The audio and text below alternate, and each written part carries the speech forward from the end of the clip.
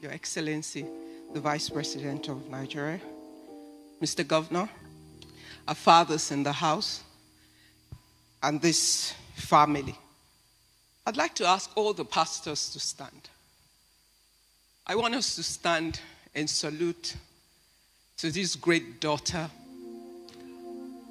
of Jehovah. I want to tell you a story about this church that is called the Fountain of Life Church, and the gift of this man of God, Pastor Odukoya, our pastor and our father. A man who has specific talent for raising powerful women. The women of Fountain, they're tough, they're strong, they're bold, they're courageous, they can take on whatever the assignment is and they will deliver on it. And that's his gift and his talent.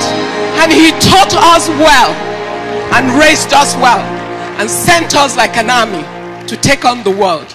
And we always come back victorious. The challenge is when you have a house filled with tough, powerful, smart women, and the mother of the house passes, the one who grew with them, nurturing them. The question you would ask is, who can fit into the shoes of a Pastor Bimbo Odukoya? Who will have the courage and the audacity to walk into the place of a gifted, powerful woman who walked the earth running with her vision and her assignment? You know how children are when mothers die and their fathers become a widow, and they wonder about that stepmother who might just come. So we could have our affairs, but God was merciful to us. In his mercy, he helped our father, a man who cared enough about us to patiently wait over a long period of time, to hear God and to walk the journey of finding the most perfect fit we could ever ask for as a church. And when he brought her home to us as a new mother to children who lost their mother, she didn't try to be taller than anyone. She did not try to be bigger than anyone. She didn't try to speak over anyone. She didn't try to occupy anybody's space. She never for 1 minute competed with Pastor Bimbo Odukoya.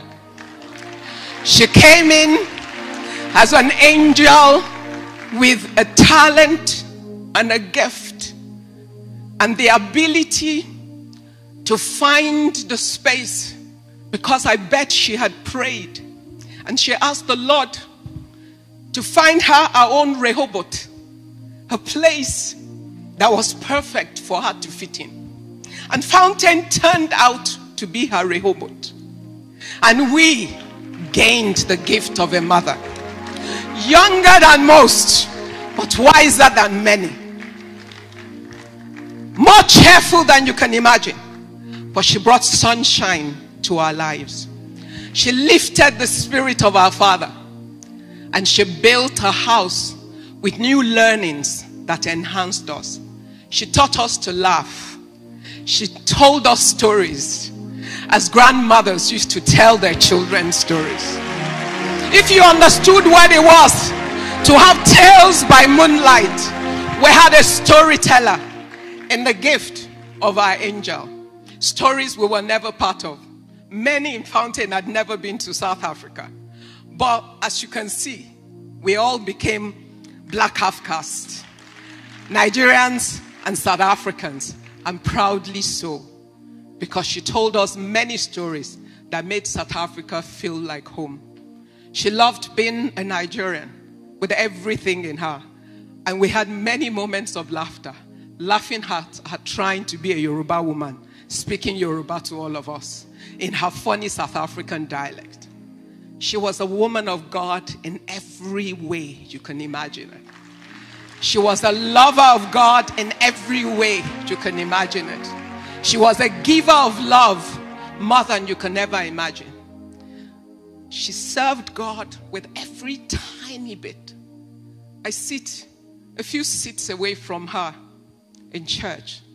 And when Pastor Nomthi is worshiping, you will know our entire being is submitted to God. Her entire being. She doesn't play. Her eyes are closed. She's in agony as she's pouring her heart out to her God. She loved her husband with everything she had. And his children were her children. His grandchildren were her grandchildren. And every single member of this church was hers to nurture and to love.